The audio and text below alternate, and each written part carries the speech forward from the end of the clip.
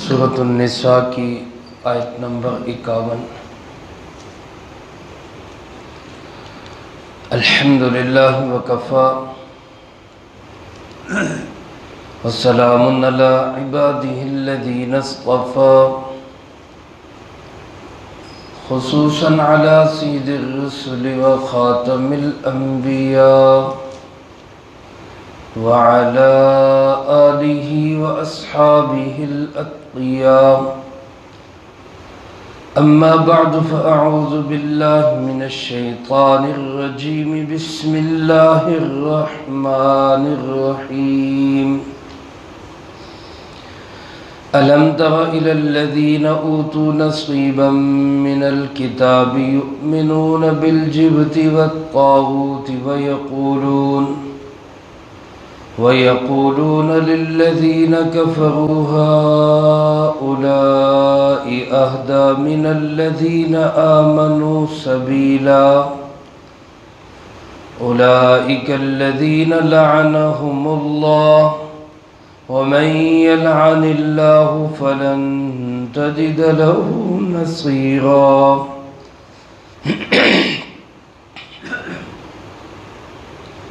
ألم تر إلى الذين أوتوا نصيبا من الكتاب،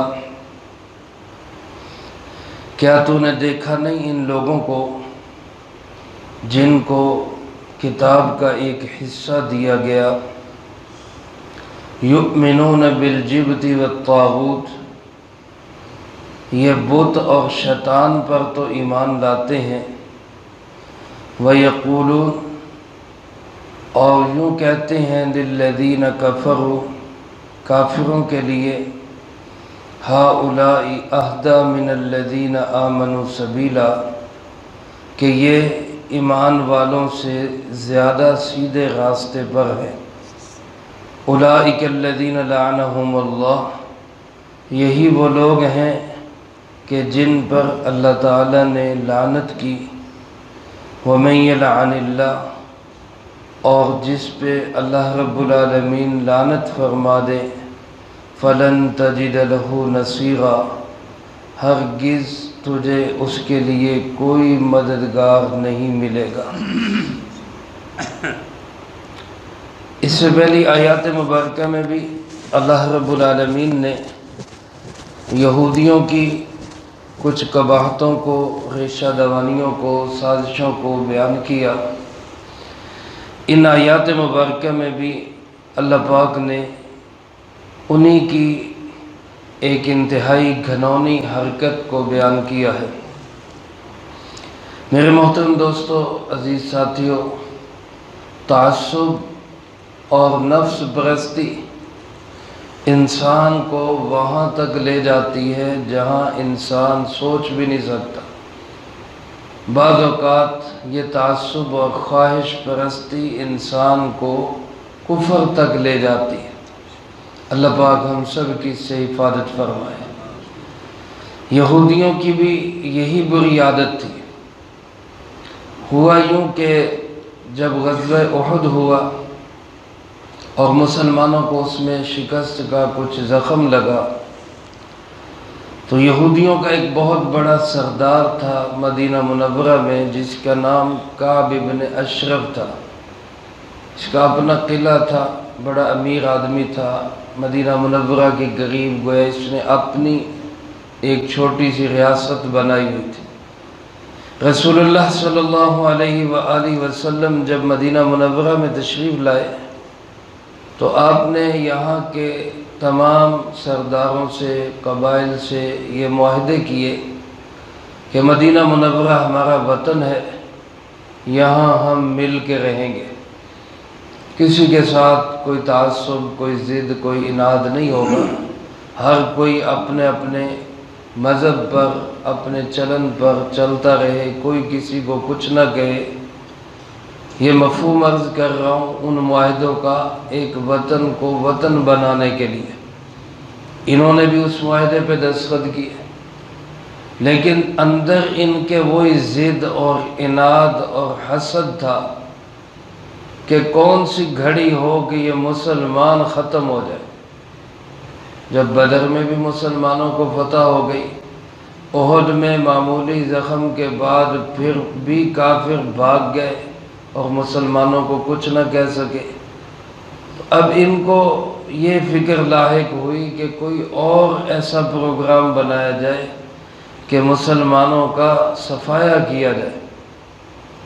چنانچہ یہ سردار اور سرداروں کے ساتھ تقریباً 70 آدمیوں کا وفد لے کر یہ مکہ مکرمہ گیا، اور جا کے مکے کے سرداروں سے، ابو سفیان اور دیگر حضرات سے، دیگر سرداروں سے اس نے ملاقات کی اور ان سے یہ کہا کہ یک بارگی ایک ایسا اٹیک کیا جائے، تم باہر سے حملہ کرو، ہم اندر سے تمہارا ساتھ دیں گے، اس طرح ہم مسلمانوں کو ختم کر سکتے ہیں۔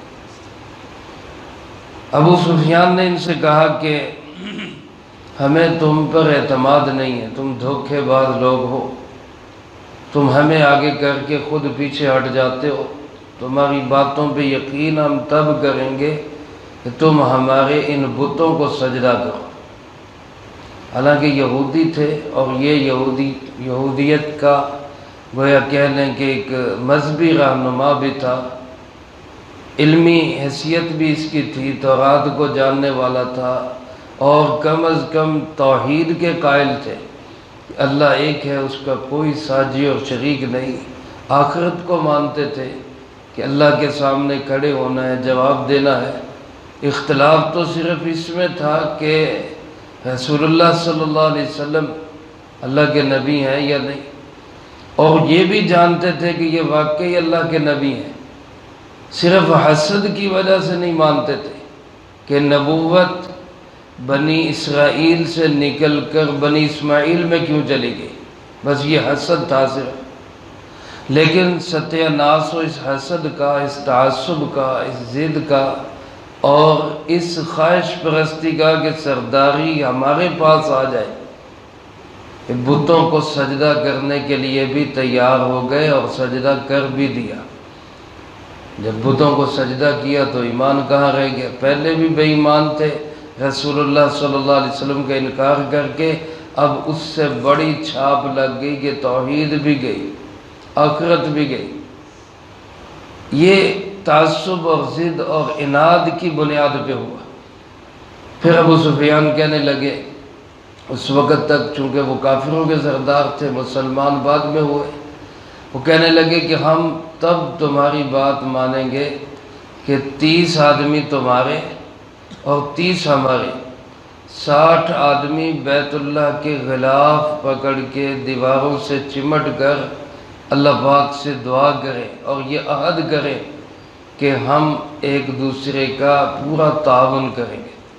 اس نے کہا ٹھیک ہے، یہ بھی کام اس نے کر دیا۔ اس کے بعد ابو سفیان نے اس سے ایک سوال کیا کہ ہم مکے والے تو امی لوگ ہیں، ان پڑھ لوگ ہیں، ہمیں تو کوئی دین کا، کوئی اسلام کا، کسی بھی مذہب کا کوئی اتنا پتہ نہیں ہے، تم پڑھے لکھے لوگ ہو، عالم سمجھے جاتے ہو، اپنی کتابوں کو جانتے ہو، پرانے دینوں کو جانتے ہو، تم یہ بتاؤ کہ حضرت محمد صلی اللہ علیہ وسلم کا بھی ایک دین ہے اور ہمارا بھی ایک دین ہے، ہم دونوں میں سے کس کا دین بہتر ہے؟ اس نے کہا کہ اب تمہارا دین کیا ہے؟ کہ ہمارا دین یہ ہے، ہم بیت اللہ کی خدمت کرتے ہیں، ہمارا دین یہ ہے کہ ہم بیت اللہ کا حج عمرہ طواف کرتے ہیں، ہمارا دین یہ ہے کہ ہم حاجیوں کو پانی پلاتے ہیں، ہم حاجیوں کو کھانا کھلاتے ہیں، حاجیوں کی خدمت کرتے ہیں، اور ہم آپس میں مل جل کے رہتے ہیں۔ اور حضرت محمد صلی اللہ علیہ وسلم، یہ حضرت تو میں کہہ رہا ہوں، اس نے تو کہا محمد صلی اللہ علیہ وسلم، انہوں نے تو ہمیں آپس میں تفریق کر دیا، باپ کو بیٹے سے لڑا دیا، بھائی کو بھائی سے لڑا دیا، اور پھر یہاں سے وہ چلے بھی گئے، اپنے آبا کے دین کو چھوڑ گئے۔ تو اب اس تعصب، ضد، عناد اور ہٹ دھرمی کی گویا کہ پرلے درجے کی اس کی حماقت دیکھیں کہ بہرحال آپ صلی اللہ علیہ وسلم توحید پہ تھے، آخرت پہ تھے، سابقہ انبیاء علیہ السلام کا احترام تھا، سچے مذہب اور دین پر تھے، جانتے بھی تھے لیکن اس سب کے باوجود کہنے لگا کہ تمہارا دین محمد صلی اللہ علیہ وسلم کے دین سے اچھا ہے۔ اتنا تعصب، اتنی ضد اور اتنی ہٹ درد۔ اللہ پاک نے اسی پہ یہ آیات مبارکہ نازل فرمائی۔ فرمایا الم تر الی الذین، کیا تو نے دیکھا نہیں ان لوگوں کو، یعنی آپ کے علم میں یہ بات نہیں آئی، اوتوا نصیبا من الکتاب، جن کو کتاب کا ایک حصہ دیا گیا۔ کتاب پوری اس لیے نہیں کہا کہ تورات کو، انجیل کو انہوں نے بدل دیا تھا، کچھ حصہ اس کا صحیح تھا، کچھ اس کا ان کا بدلا ہوا تھا، اس لیے فرمایا کتاب کا ایک حصہ ان کو دیا گیا ہے، پورا علم نہیں، پوری کتاب نہیں ہے۔ اب ان کی صورتحال کیا ہے کہ یؤمنون بالجبت والطاغوت، یہ لوگ بت پہ اور شیطان پر تو ایمان لاتے ہیں۔ جبت عربی زبان میں اس کے 3 معنی لکھے گئے۔ ایک معنی یہ کہ یہ سحر یعنی جادو کو کہتے ہیں، اور ایک مطلب بعض علماء نے لکھا ہے کہ یہ ساحر جادوگر کو جبت کہتے ہیں، اور ایک معنی حضرت انس بن مالک رضی اللہ تعالیٰ عنہ نے، جس کو امام قرطبی رحمۃ اللہ علیہ نے بھی پسند کیا، فرمایا کہ ہر وہ چیز جس کی پوجا کی جائے، جس کی عبادت کی جائے اللہ کو چھوڑ کر، وہ جبت ہے۔ قرآن کریم میں یہ لفظ اسی جگہ پر ایک ہی دفعہ استعمال ہوا ہے، جبت کا لفظ۔ تو ہر وہ چیز اللہ کو چھوڑ کر جس کی عبادت کی جائے وہ جبت کہلاتا ہے۔ مراد اس سے بت بھی ہو سکتا ہے، روپیہ پیسہ بھی ہو سکتا ہے، کوئی بڑی طاقت قوت بھی ہو سکتی ہے۔ اللہ کو چھوڑ کر جس سے بندہ امید رکھے، اللہ کو چھوڑ کر جس سے بندہ ڈرے، وہ سب جبت ہے۔ اور طاغوت کہتے ہیں بڑے باغی کو، بڑے سرکش کو، اور مراد اس سے شیطان ہے۔ یہ لفظ قرآن کریم میں اور بھی کئی جگہ پر استعمال ہوا ہے۔ ایک جگہ پہ فرمایا ان اعبدوا اللہ واجتنبوا الطاغوت، اللہ ہی کی عبادت کرو اور طاغوت سے بچو۔ علماء فرماتے کہ یہاں اس کا ترجمہ یہی کیا جاتا ہے کہ یہ لوگ بت پہ اور شیطان پہ تو ایمان لاتے ہیں، اللہ پہ ایمان لانے کے لیے تیار نہیں۔ جناب محمد کریم خاتم النبیین صلی اللہ علیہ وآلہ وسلم پہ ایمان لانے کے لیے یہ تیار نہیں ہے۔ اور فرمایا دوسری قباحت وَيَقُولُونَ لِلَّذِينَ كَفَرُوا، کافروں سے کہتے ہیں هَؤُلَاءِ أَهْدَى مِنَ الَّذِينَ آمَنُوا سَبِيلًا، کہ یہ ایمان والوں سے بھی زیادہ سیدھے راستے پر ہیں۔ تعصب کی بنیاد پر، ضد کی بنیاد پر جو پکے مشرک ہیں ان کو کہہ رہے ہیں کہ یہ ایمان والوں سے بھی زیادہ صحیح راستے پر ہیں۔ آج بھی تعصب کی بنیاد پر انسان جب فیصلے کرتا ہے تو صحیح کو بھی غلط کہہ دیتا ہے اور غلط کو بھی صحیح کہہ دیتا ہے۔ اس لیے ضد اور تعصب نہیں ہونا چاہیے، سمجھ سے، عقل سے سوچ کر صحیح کو صحیح کہنا چاہیے، غلط کو غلط کہنا چاہیے۔ اللہ پاک فرماتے ہیں اولئک الذین لعنہم اللہ، یہی وہ لوگ ہیں جن پر اللہ نے لعنت کی، یہ ملعون لوگ ہیں۔ لعنت کس کو کہتے ہیں؟ لعنت کا لفظی معنی ہے اللہ کی رحمت سے دور ہونا، یعنی یہ وہ لوگ ہیں جن کو اللہ نے اپنی رحمت سے دور کر دیا۔ لعنت 2 طرح کے افراد پہ ہوتی ہے۔ اگر کافر پہ لعنت ہو تو اس کا معنی ہے اللہ کی رحمت سے ابدی دوری، کافر اللہ کی رحمت سے ہمیشہ کے لیے دور ہے۔ اور اگر کسی مسلمان پر کسی بدعملی کی وجہ سے لعنت ہو تو اس کا معنی ہوتا ہے اللہ کی رحمت سے وقتی دوری، وقتی طور پر اللہ کی رحمت سے دور ہو گیا، سزا کا مستحق ہو گیا، توبہ کر لے، معافی مانگ لے تو پھر اللہ کی رحمت کا مستحق بن جائے گا۔ ایمان جس کے اندر نہیں ہے، کفر کی حالت میں مرا ہے، جس کا ایمان پہ خاتمہ نہ ہونا یقینی ہو، جیسے ابو لہب، ابو جہل، دیگر ایسے کافر جو کفر کی حالت میں مرے ہیں، ان پر تو نام لے کر لعنت کی جا سکتی ہے، یہ لعنتی ہیں، اللہ کی ان پہ لعنت ہوئی۔ لیکن جس کا خاتمہ کفر پہ نہ ہونا، کفر پہ ہونا یقینی نہ ہو، یا وہ زندہ ہے ابھی، اس کو نام لے کر لعنت نہیں کرنی چاہیے۔ ہو سکتا ہے وہ لعنت کا مستحق نہ ہو۔ حدیث مبارک میں آتا ہے لعنت جب کسی پہ کی جاتی ہے تو یہ لعنت آسمانوں کی طرف جاتی ہے، آسمان کے دروازے اس کے لیے بند کر دیے جاتے ہیں، پھر یہ لعنت زمین کی طرف آتی ہے، زمین کے راستے بھی اس کے لیے بند کر دیے جاتے ہیں، پھر فضا میں لٹکتی یہ لعنت جس پہ لعنت کی گئی ہوتی ہے اس کی طرف جاتی ہے۔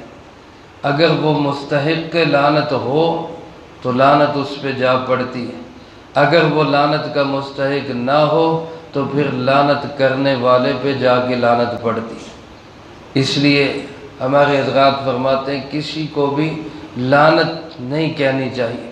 امام اعظم ابو حنیفہ رحمۃ اللہ علیہ یزید کی تمام تر قباحتوں خباثتوں کے باوجود فرماتے ہیں کہ اس پہ لعنت نہیں کرنی چاہیے کہ اس کے خاتمے کا ہمیں نہیں پتہ ایمان کی حالت میں ہوا ہے یا کفر کی حالت میں ہوا۔ ہاں اس طرح لعنت ہو سکتی ہے کہ ظالموں پہ اللہ کی لعنت ہو، جھوٹوں پہ اللہ کی لعنت ہو، حرام خوروں پہ اللہ کی لعنت ہو، ایسے لعنت ہو سکتی ہے، لیکن کسی کا نام لے کر اس پہ لعنت کرنا جبکہ وہ مسلمان ہو اس کی اجازت نہیں۔ بہت سارے اعمال پہ، بدعملیوں پہ، بہت سارے گندے کاموں پہ رسول اللہ صلی اللہ علیہ وسلم نے لعنت فرمائی۔ مثلا آپ نے فرمایا سود ایسا گناہ ہے کہ سود دینے والا بھی لعنتی، لینے والا بھی لعنتی، سودی بروکر معاملہ کروانے والا وہ بھی لعنتی، لکھنے والا بھی لعنتی۔ مفہوم حدیث یہ ہے کہ یہ سود کے ہر معاملے میں جو بھی انوالو ہوگا وہ لعنتی ہوگا۔ اسی طرح آپ صلی اللہ علیہ وسلم نے شراب کے متعلق فرمایا، مفہوم حدیث یوں ہے شراب نکالنے والا، شراب کو اٹھانے والا، پلانے والا، پینے والا سب لعنت کے مستحق۔ اسی طرح آپ صلی اللہ علیہ وسلم نے فرمایا کہ وہ مرد جو عورتوں کی مشابہت اختیار کرے، لباس میں، چال ڈال میں، شکل و صورت میں، بولنے کے انداز میں، جو عورتوں کی مشابہت اختیار کرے اس مرد پہ بھی لعنت، اور وہ عورت جو مردوں کی مشابہت اختیار کرے، مردوں جیسا بننے کی کوشش کرے، اس عورت پہ بھی لعنت۔ اسی طرح آپ صلی اللہ علیہ وسلم نے فرمایا ان عورتوں پہ لعنت جو اپنے جسم میں، آج کل کی زبان میں اس کو کہہ لیں کہ ٹیٹو بنواتی۔ آپ نے دیکھا ہوگا بہت سارے بندے بھی ایسے جسم میں وہ سوئیاں لگا کے اس میں رنگ بھر کے نام لکھواتے ہیں، اس پہ آپ صلی اللہ علیہ وسلم نے لعنت فرمائی۔ جسم پہ ایسے بیل بوٹے بنوانے اور ٹیٹو بنوانے، اس پہ لعنت فرمائی۔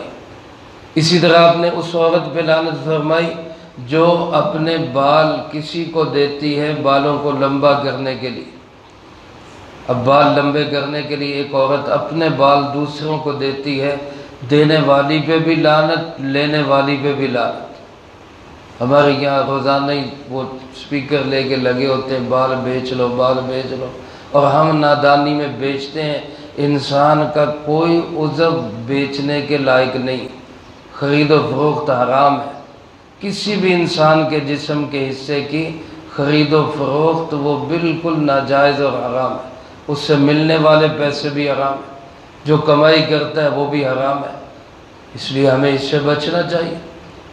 اسی طرح آپ صلی اللہ علیہ وسلم نے لعنت فرمائی اس عورت پر جو پلکنگ کرواتی ہے، یہ بمیں بنواتی ہیں عورتیں، باریک کرتی ہیں ان کو اور سٹائلش بنواتی ہیں، اس پہ بھی آپ صلی اللہ علیہ وسلم نے لعنت فرمائی۔ یعنی ایسے بہت سارے اعمال ہیں جن پہ سرکار دو عالم صلی اللہ علیہ وسلم نے لعنت فرمائی۔ ایک حدیث پاک میں آپ نے 6 بندوں پہ لعنت فرمائی، ان میں ایک بندہ وہ بھی ہے جو فرمائے میری سنت کو چھوڑنے والا، میرے طریقے کو چھوڑنے والا، اس پہ بھی لعنت۔